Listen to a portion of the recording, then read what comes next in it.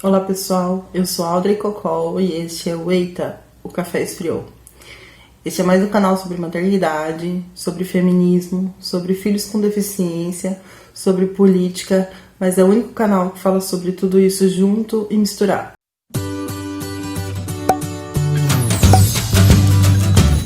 Eu sou mãe de 2 crianças, a Luísa de 4 anos, que é autista, e o Francisco de 2. O Francisco ainda não tem 2, tá quase lá. Bom, a ideia desse canal é falar um pouco sobre a maternidade de 2 crianças, né? Eu vou falar um pouco das coisas que eles aprontam, mas tudo que decorreu da maternidade, dessa maternidade, né? Tudo como a minha vida foi se transformando e como me abriu a cabeça para vários tipos de olhares, né? Para empatia, e se a maternidade já me abriu esse caminho, o fato de descobrir que a Luísa era autista me transformou completamente como pessoa. Nessa pandemia, os 2 estão sem escola, então eu passo praticamente o dia todo com eles, né? Eu sou autônoma, o que me permite ficar em casa, né? Mas também já tô esgotada disso. E durante o dia, então, as crianças ficam comigo e aí elas, obviamente, aprontam muito, né? E eu sou uma pessoa que sou muito viciada em café, então eu faço café o dia inteiro, até pra ficar acordada às vezes. Mentira, eu não fico dormindo durante o dia não, mas é vício mesmo. Só que eu vou tomar o café e parece que alguma coisa acontece. Então, durante os vídeos, vocês vão ver algumas peripécias das crianças, né? E que elas aprontam bastante, gente. Eu já desisti de deixar a casa arrumada. A Luísa, ela é autista, né? Como eu já disse pra vocês, a gente tem um tempo aí de diagnóstico. Ela faz terapias, né? Atualmente ela faz terapia ABA, faz também sessões de fonoaudióloga e faz também terapia ocupacional na PAI, tudo aqui em Americana. O processo de diagnóstico da Lu foi bem complicado pra mim, né? Foi difícil. Eu já estava grávida, mas a gente já vinha há um tempo, né? Desde antes de descobrir a minha gravidez do Francisco, vim investigando a questão da fala dela, que foi o que fez a gente descobrir que ela era autista. E como a gente era pais de primeira viagem, a gente não sabia muito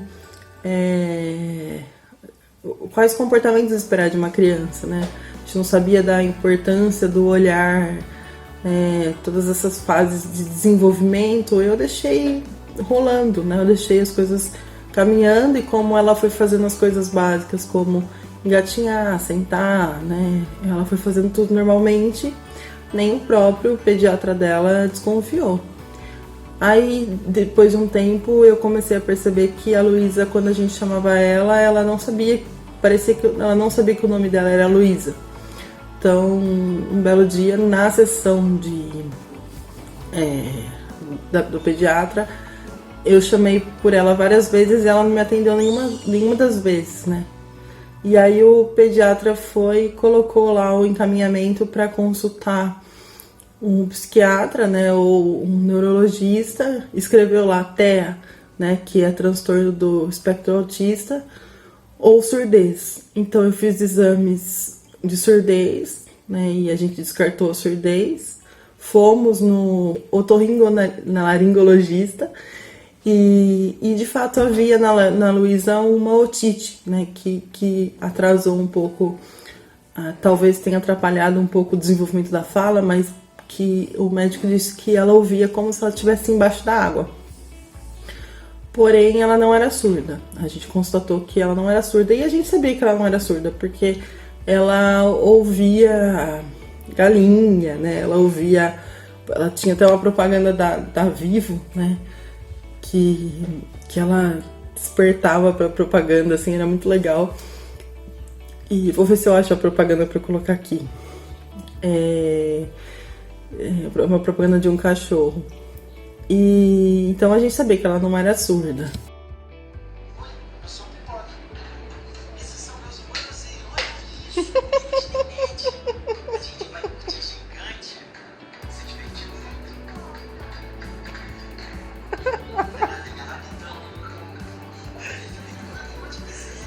impressionante, cara.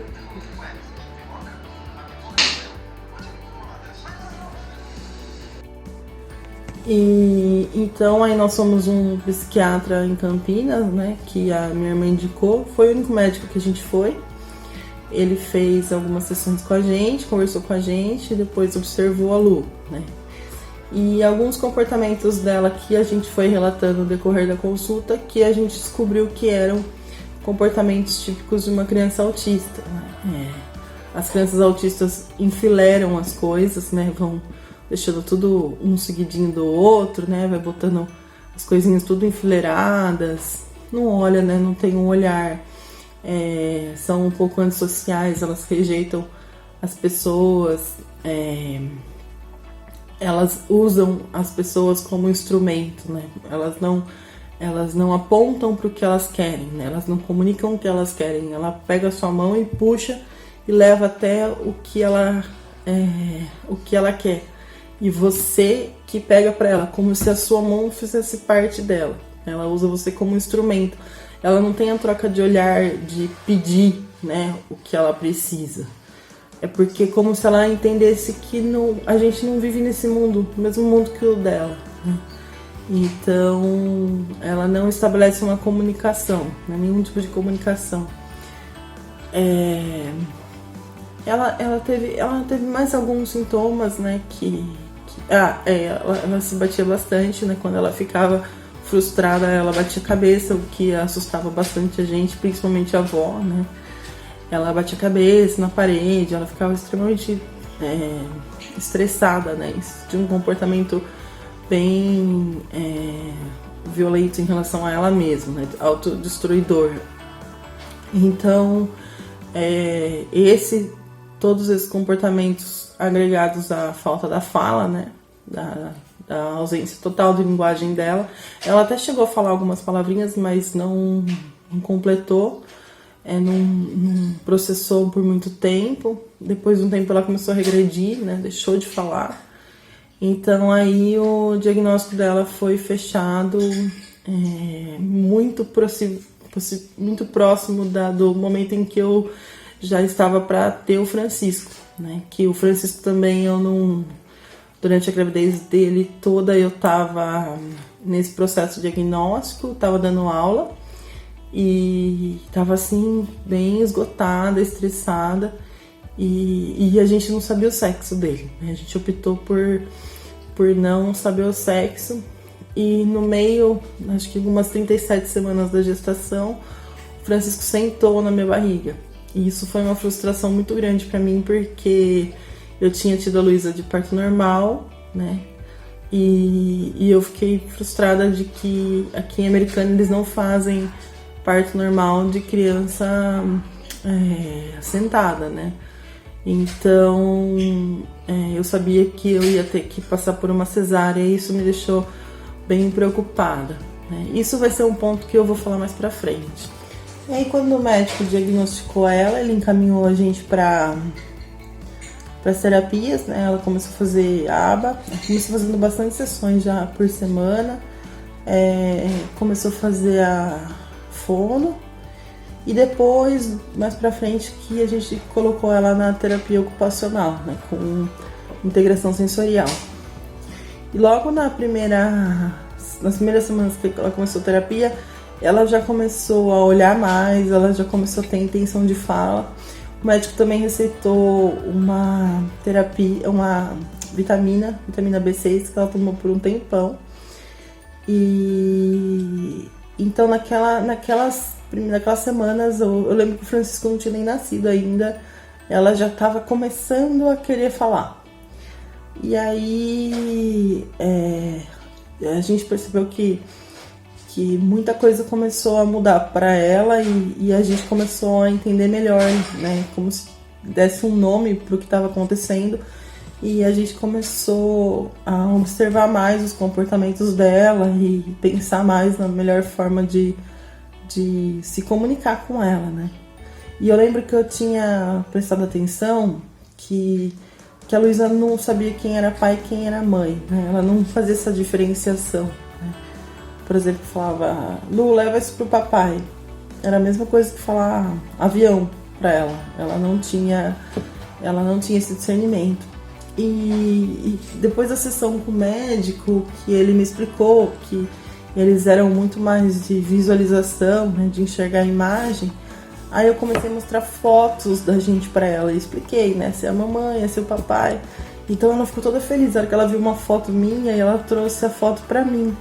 Então acho que ela queria falar mamãe, queria falar papai, né? E a partir daí a gente foi trabalhando todos os pontos, conversando com especialistas até que encaixasse quem seriam os profissionais que atenderiam ela, né? O convênio cobre, graças a Deus eu tenho um convênio médico que eu possa usufruir das terapias dela. E então ela tem um tratamento adequado e o tratamento indicado, o que fez ela mudar muito depois do diagnóstico, né? Mas eu acho que o que foi muito importante é o processo de aceitação, né? Que foi rápido. Muitos pais eu sei que demoram muito para aceitar, porque tem muito aquela romantização, né? Tem muito aquela as pessoas olham muito para os filhos das outras pessoas, né? As pessoas julgam e falam, mas ela vai falar, não, ele vai falar, ainda tá cedo, meu filho falou com 3 anos, né?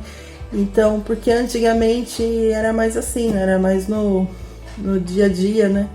E hoje a pesquisa e a ciência evoluíram para ajudar os pais, né? Então, tem muitos pais que ainda passam por um processo de aceitação mais doloroso ou continuam não aceitando. E a gente percebeu que quanto mais rápido fosse o tratamento, na verdade a gente percebeu não, minto. O médico explicou pra gente na época que quanto mais cedo ela começasse o tratamento, maior a chance de aproveitar esse tratamento, né? Pra que ela conseguisse compreender a vivência em sociedade, né?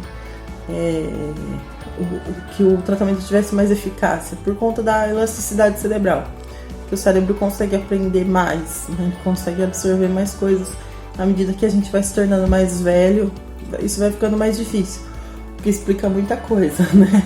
Bom, enfim, hoje ela já tá há quase 2 anos em tratamento. Luísa fala bastante, ela ainda tem a língua dela lá, que é uma língua doida dela lá, que às vezes ela fala, mas ela se comunica muito bem, a gente consegue compreender tudo que ela quer. Quando a gente não consegue, a gente fala, Lu, não entendi o que você falou, né?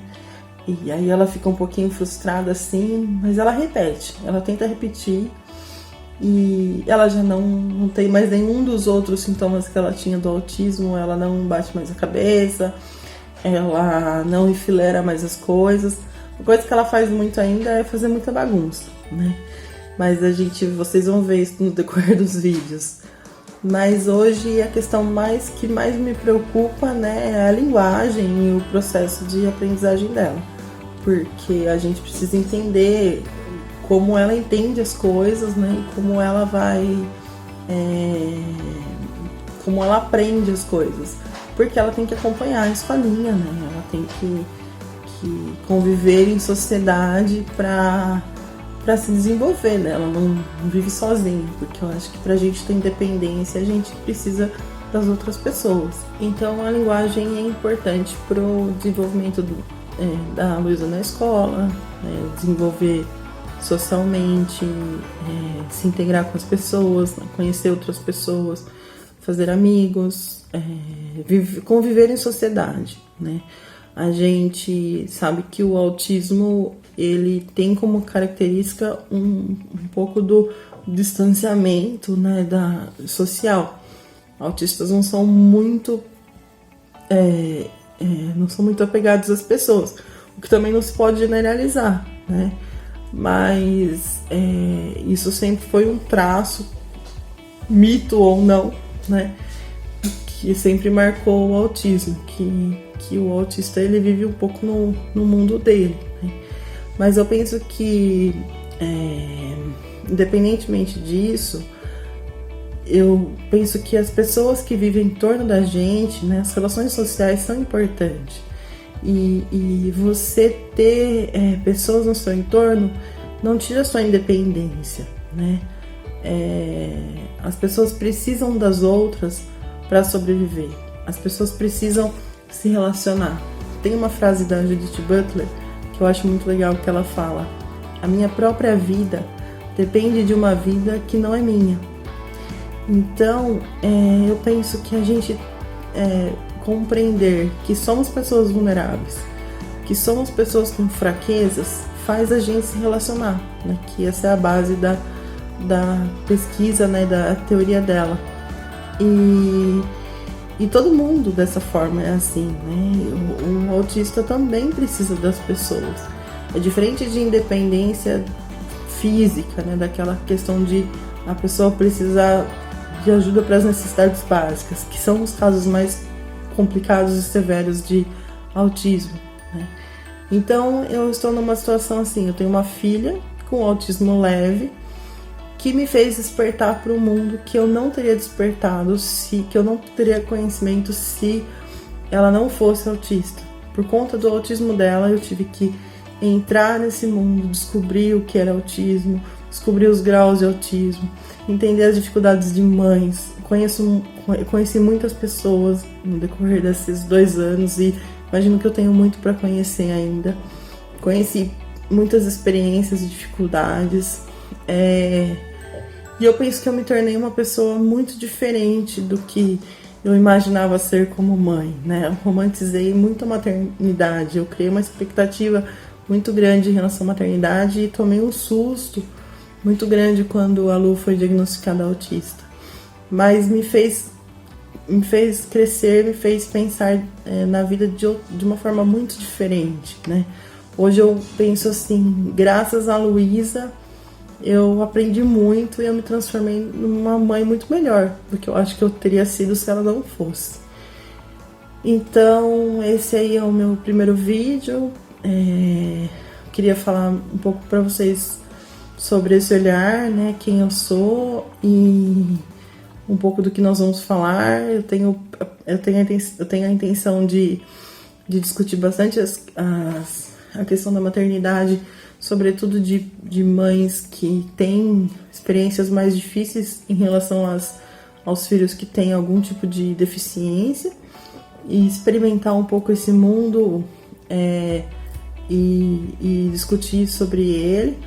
E tenho percebido também que existem muitas demandas políticas em relação às pessoas com deficiência que são pouco abordadas ou abordadas de uma maneira que excluem essas pessoas, né? Que elas não participam do processo de inclusão ou de incorporação dessas políticas. Então eu tenho me envolvido bastante nesse mundo. Então, quero falar um pouco sobre isso, quero dividir um pouco as frustrações da maternidade, as frustrações de ser mulher, e por isso tudo isso tem a ver com política, né? Porque a maternidade é política. Então, essa é a ideia do canal. Eu espero que vocês gostem. Quem curtiu aí, dá um like e divulguem para os seus amigos e compartilhem esse vídeo. Um grande beijo. Motivo pelos quais o meu café esfria.